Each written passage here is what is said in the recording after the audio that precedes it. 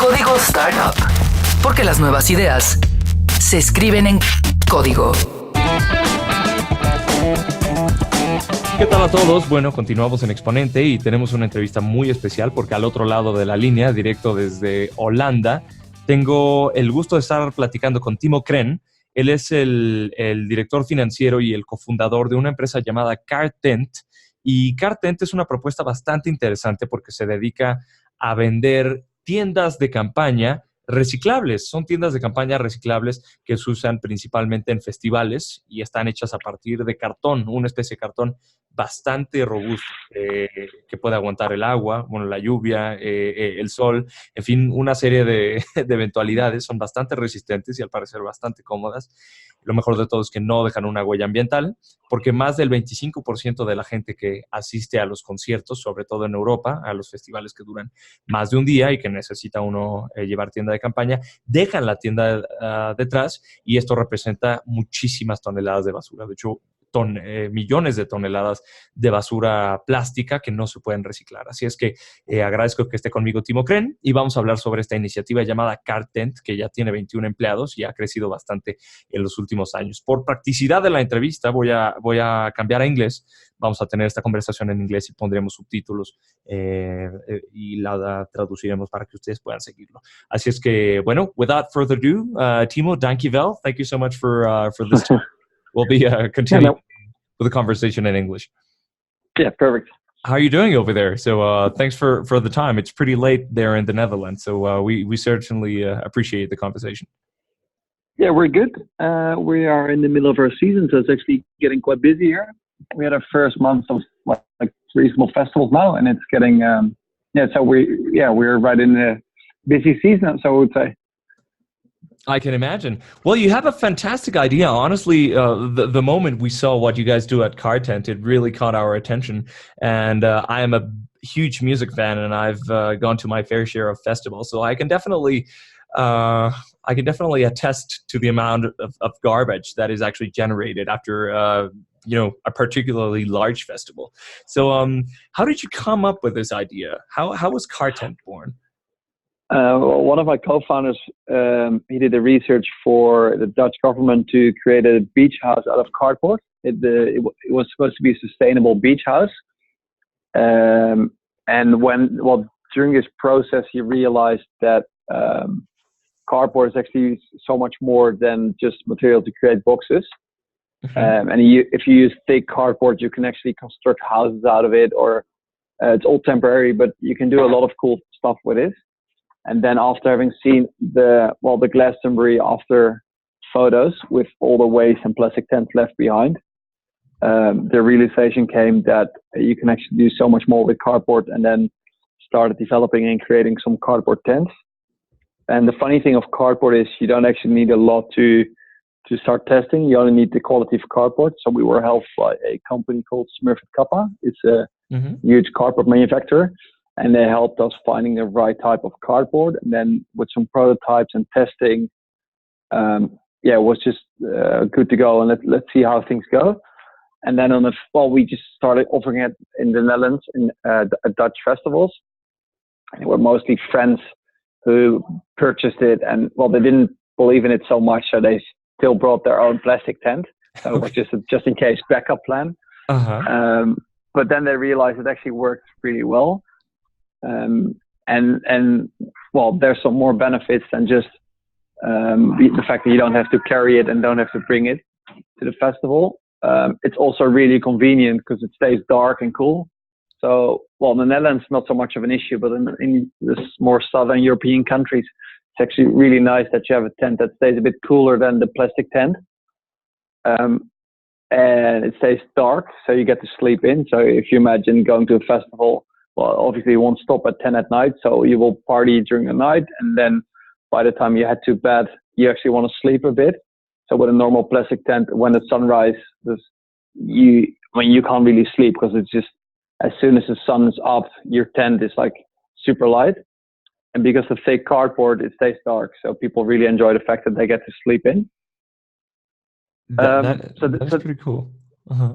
Yeah, so that's how things developed. So the first year was just in the Netherlands and was very small quantities and mostly friends.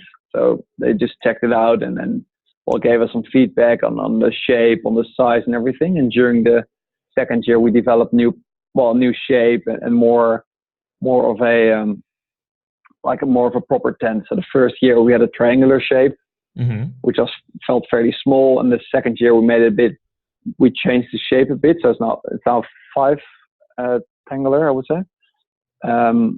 And it feels a bit bigger. The door changed, and we all made like a lot of changes during this first and second year to make it more comfortable for the customer. And yeah, so this is how we grow. And it was just people who saw it and thought it's really cool. It's super convenient. I don't have to carry my plastic tent, or I don't have to carry anything. I just go there and you can rent this car tent, and your sleeping bag, your air mattress, everything is there. And that's how we've been growing ever since. So people just like the convenience. It's not, and we started to realize that most people don't buy it for the fact that it's eco-friendly.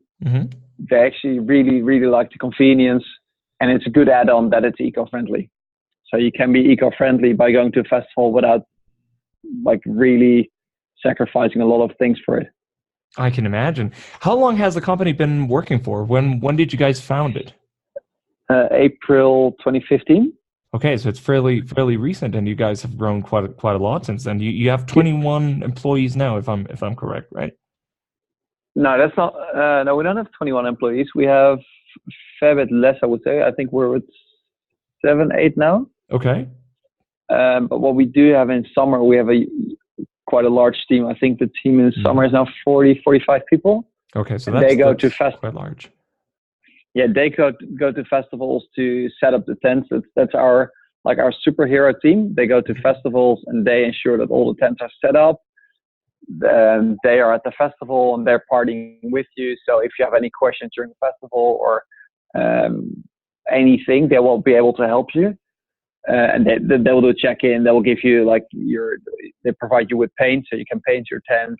And after the event, they ensure that all the tents are dismantled and sent back to our warehouse. And in this warehouse, where I'm currently at, the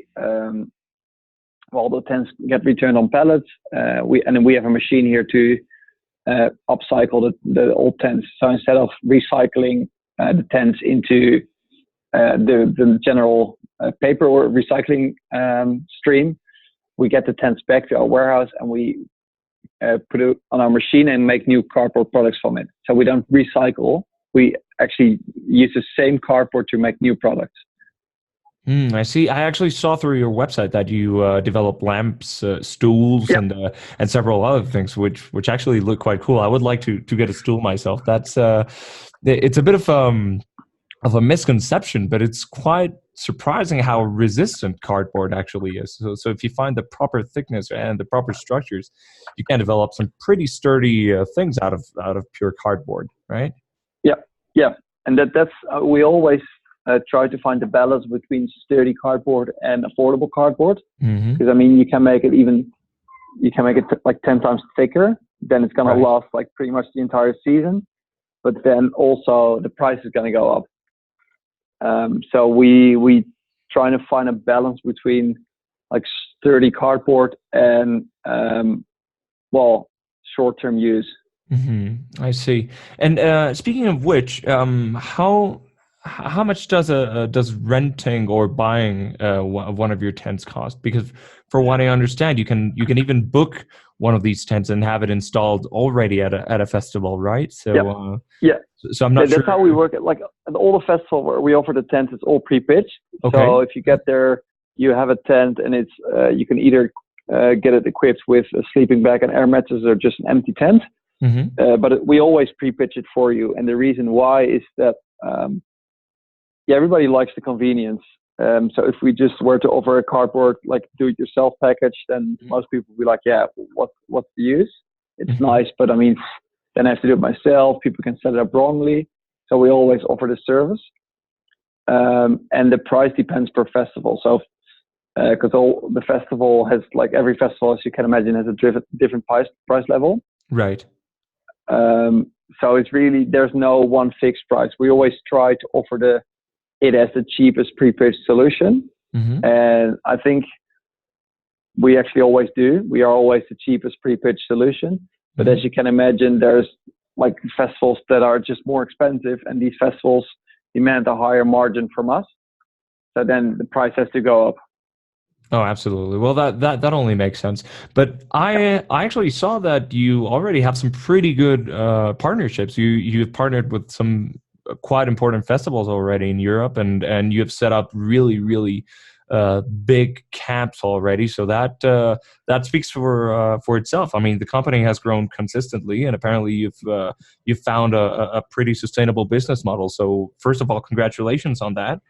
And I think I always like these interviews because I think they are good inspiration for other entrepreneurs who try to find who try to do similar things or innovative things and to solve problems that are currently out there. So I think you guys found a pretty obvious problem, but that actually no one was tackling. So that's quite cool. Yeah, I think it's well, thanks for the compliment first of all, and I think. Well, because in the beginning, what we did, we set up the tents and then we cycled it after. Because we all, like a plastic tent, no matter how often you use it, it will always end up as being landfill or in incineration plants, because you simply can't recycle like all the components of a plastic tent. It's just not possible these days. So first we tried to come up with a sustainable, fully recyclable tent. But then after 2 years, we kind of realized that the cardboard is just too good to recycle, because it will be recycled together with your newspaper. I mean, you can't really compare the quality of a newspaper with the cardboard we use. So at that point in time, we realized that we kind of wanted to do something more than just recycling. I think it took us over a year to find a way to upcycle with the right machinery and the right like production facilities. And I think as of April this year, we finally have the machine installed and everything good to go. And in probably 2-3 months from now, it will be fully up and running. I mean, it is probably like 30-40% running now. And then we can actually fully upcycle all tents. So currently we are storing all the old tents. As you can imagine, huge piles, and they're unloading a full truck now already with like old tents. Sure. And I think we have like probably 6-7 trucks in a warehouse now. So it's going to be a challenge to actually upcycle all the cardboard, but we think with the right process, we should be able to do so.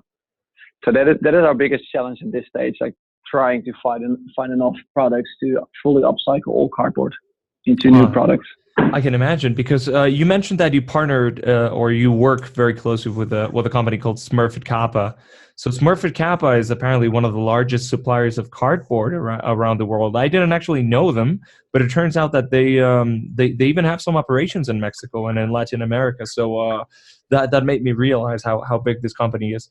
And for what I see, they do have some very advanced technology in cardboard. So apparently they can build essentially whatever you want out of pure cardboard. So you can see by the images that the tents are pretty resistant and quite sturdy. So I could only imagine that you would have to find ways to reutilize that very same cardboard without shredding it or shortening its life cycle. So that's an interesting point. And yeah, we've got a lot of like cool products we make now. I mean, the lamps are. We have got we made a cardboard dinosaur, all like testing products. But we are looking for cool products on larger scales, so we can actually show people cardboard is more than just the banana box we all know or the moving box. Right. Can I ask you about the business model? You can answer whether you would like to reveal that or not. But do you guys get your income from directly selling this service to the end customer, or do you sell this service to the festival? Is that the intermediary?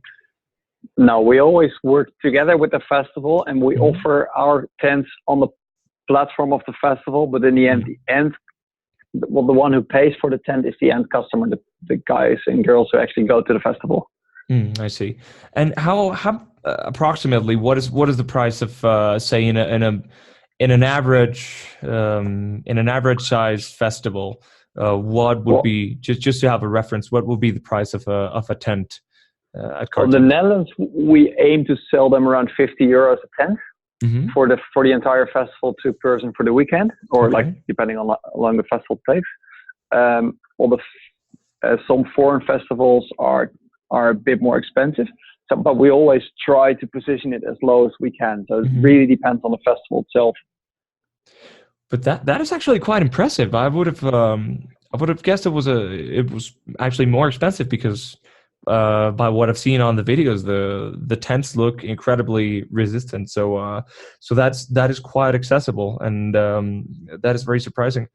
So yeah, all things considered, I think that's an interesting point just to notice that the price would fluctuate depending on the festival, but obviously festival tickets do change Yeah. in price quite a bit. So Yeah, that's cool. and we always, because the thing is, we'd like to keep it as cheap as we can, Mm-hmm. because we want to be a sustainable alternative to the cheap tents you can buy at any supermarket or any big chain. Mm-hmm. And these are so cheap these days. So, I mean, if you can buy like a tent for I don't know $30 Yeah. in the supermarket, and if we charge 150, then for most like youngsters it wouldn't be a proper alternative. Whereas if it's only like 10, 20, $30 more expensive, then you would say, okay, well, I do spend a bit more money, but it saves the hassle of dragging with the tent. I don't have to do a lot of these like things. I don't have to set it up. I have my certain spot on the campsite. Mm-hmm. So normally if these festivals open, I mean, you've been to European festivals, if they open, people actually kind of run for the nicest camping spot. Mm-hmm.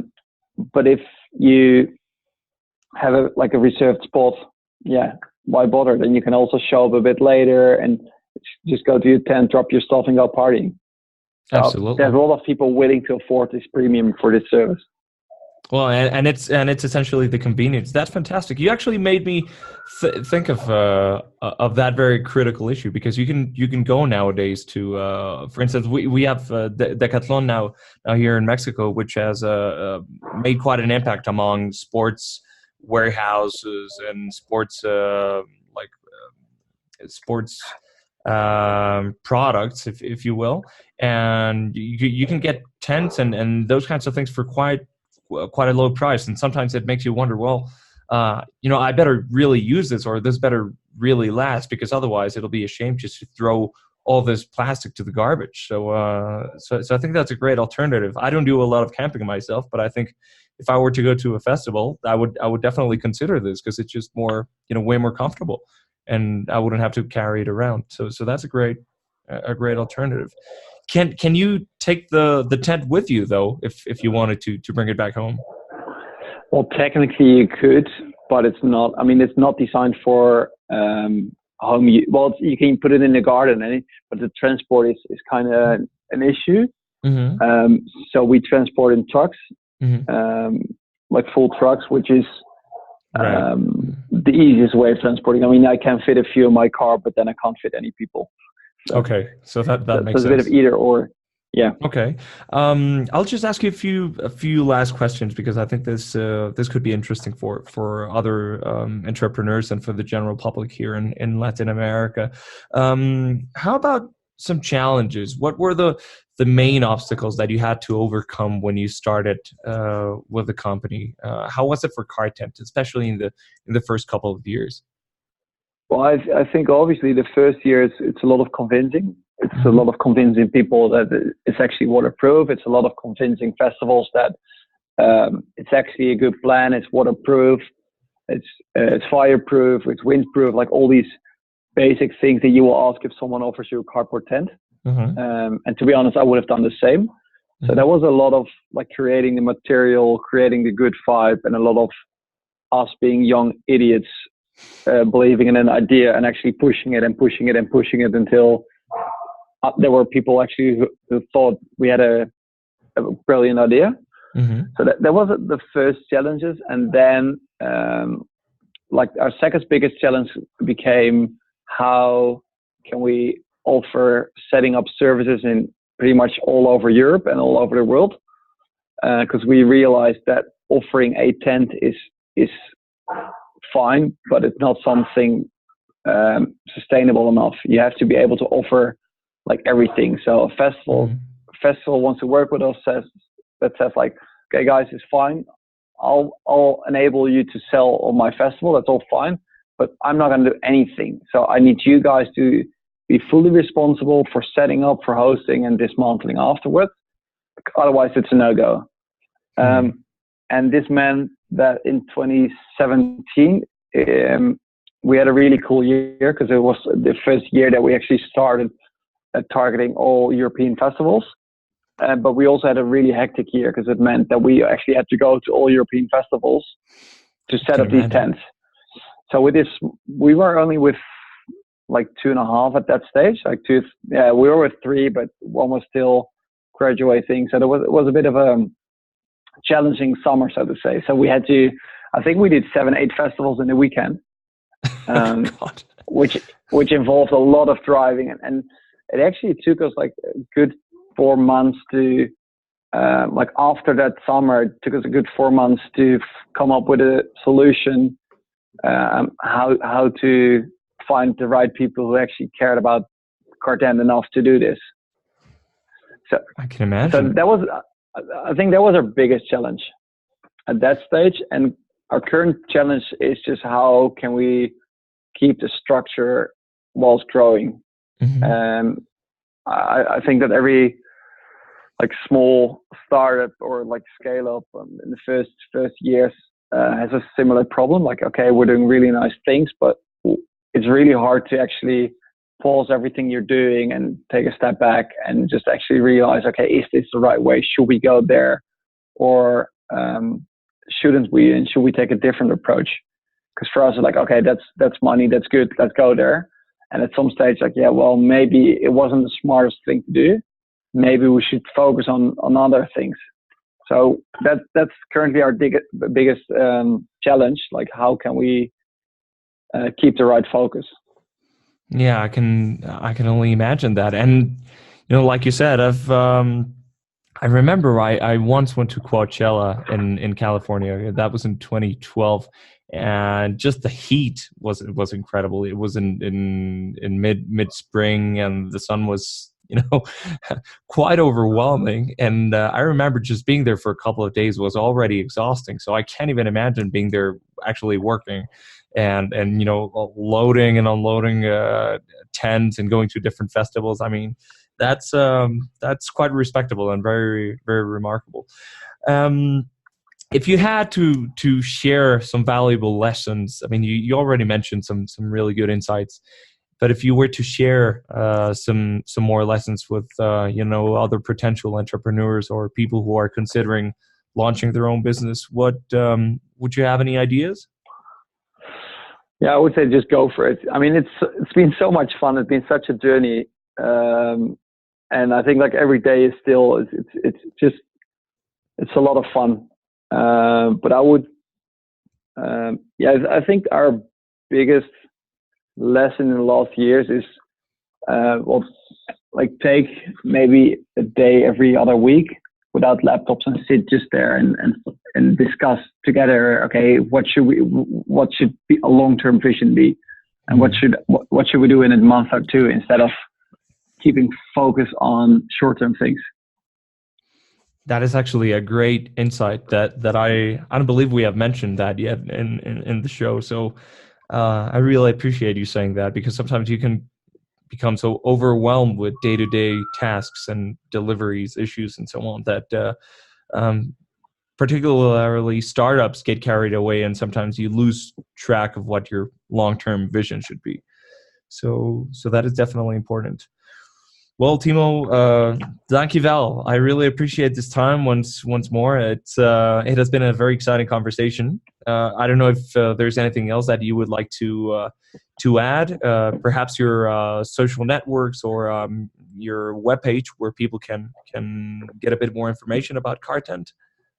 Yeah, you can find us at kartent.com, which is car with a K, because it's karton, which is Dutch for cardboard. So it's like cardboard tent, but then Dutch. So karton tent, which is KARTENT.com.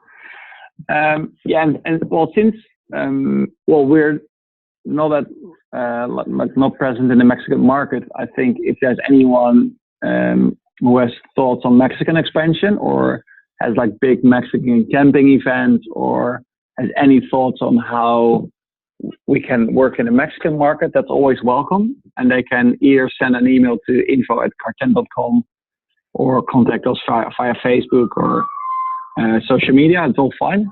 I would be really interested in trying to find, if there's opportunities in Mexico too.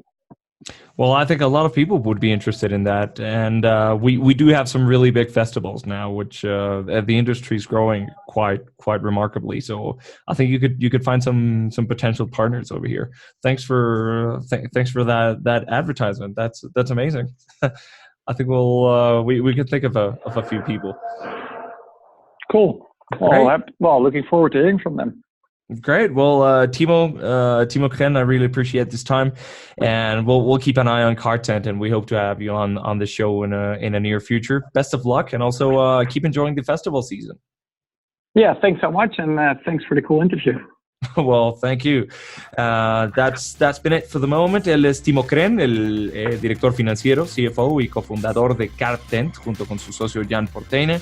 También quien es CEO y cofundador de la misma empresa que se dedica a rentar tiendas de campaña de cartón para festivales de música y bueno, una variedad de eventos. Ha sido una entrevista fantástica. Vamos a hacer una pausa, volvemos. Esto es Exponente, no se vayan.